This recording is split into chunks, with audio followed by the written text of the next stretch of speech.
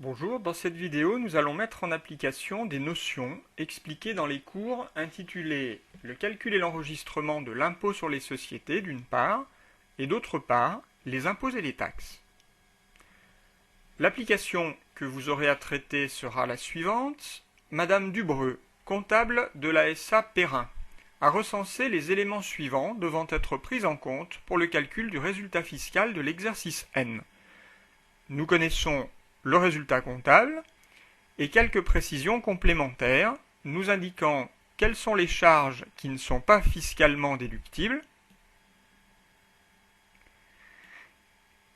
et deux précisions nous indiquant quels sont les produits qui ne sont pas imposables.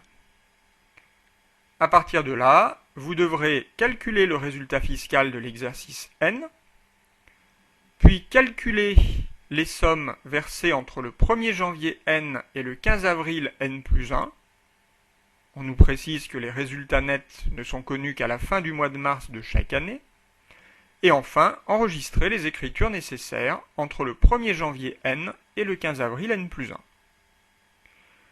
Je vous suggère de mettre cette vidéo en pause pour prendre le temps de faire vous-même l'exercice, puis vous pourrez la redémarrer afin de visualiser la correction. Commençons donc cette correction. Pour calculer le résultat fiscal de l'année N, nous devons connaître quelles sont les déductions fiscales et les réintégrations fiscales à réaliser. Les réintégrations fiscales concernent la taxe sur les véhicules de tourisme, 14 500 €, les cadeaux offerts à la clientèle de l'entreprise, 35 000 €, des contraventions au code de la route, 3 800 €, et une partie des amortissements du véhicule de tourisme. Ce véhicule de tourisme amorti en linéaire sur 4 ans sur une base de 25 000 € n'est déductible que calculé sur une base de 18 300. Par conséquent, la dotation enregistrée en comptabilité s'élève à 25% de 25 000, mais la dotation déductible ne s'élève qu'à 25% de 18 300. Par conséquent, il y aura 1 675 € qui ne sont pas déductibles et que nous devrons donc réintégrer fiscalement. Du côté des déductions fiscales, nous allons placer les dividendes perçus des filiales. Et nous allons placer également 62 000 € d'autres produits non imposables.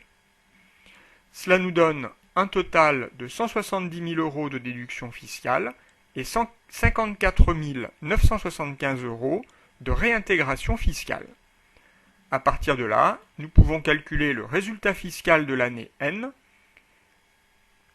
qui est donc égal au montant du résultat comptable, 357 500, plus les réintégrations fiscales que nous venons de calculer, moins les déductions fiscales que nous venons également de calculer. Cela nous donne un résultat fiscal de l'année N de 242 475 €. Deuxième question. Nous allons calculer les sommes versées entre le 1er janvier N et le 15 avril N plus 1. Nous connaissons le résultat fiscal de l'année N-2, 268 200 €, le résultat fiscal de l'année N-1, 280 200, et nous venons de calculer le résultat fiscal de l'année N, 242 475.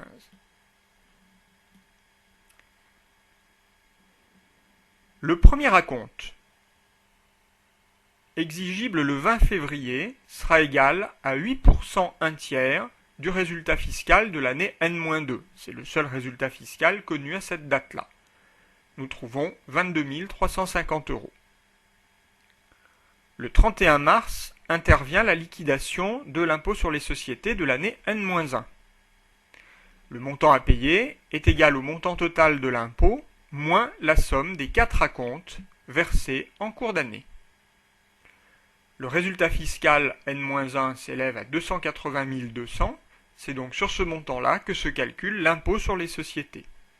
Et nous allons retrancher 4 acomptes qui représentent chacun 8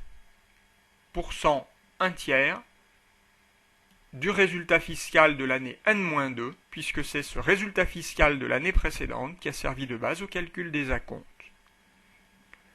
Pour le deuxième acompte, exigible le 20 mai N, le résultat fiscal N-1 est désormais connu. Par conséquent, cet acompte sera égal à 2 fois 8 1 tiers % fois le résultat fiscal N-1 moins l'acompte calculé le 20 février. Nous trouvons 24 350 €.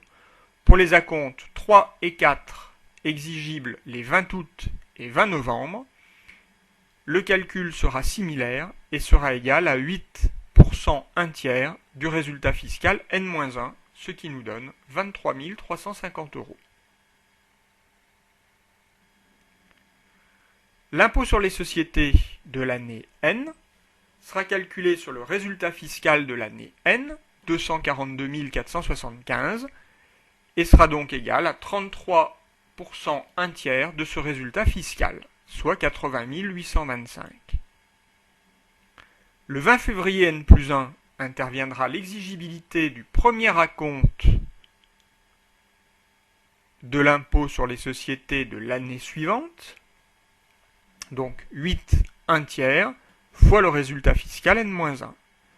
La liquidation de l'IS de l'année N, exigible le 31 mars, sera égale à l'impôt sur les sociétés de cette année N, moins les 4 acomptes que nous avons calculés sur les lignes précédentes.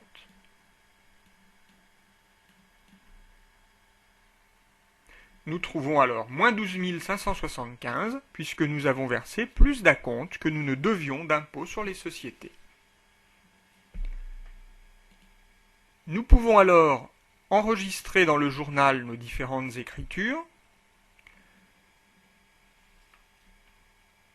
Le 15 mars, pour le premier acompte, nous débiterons le compte 444 et créditerons le compte 512.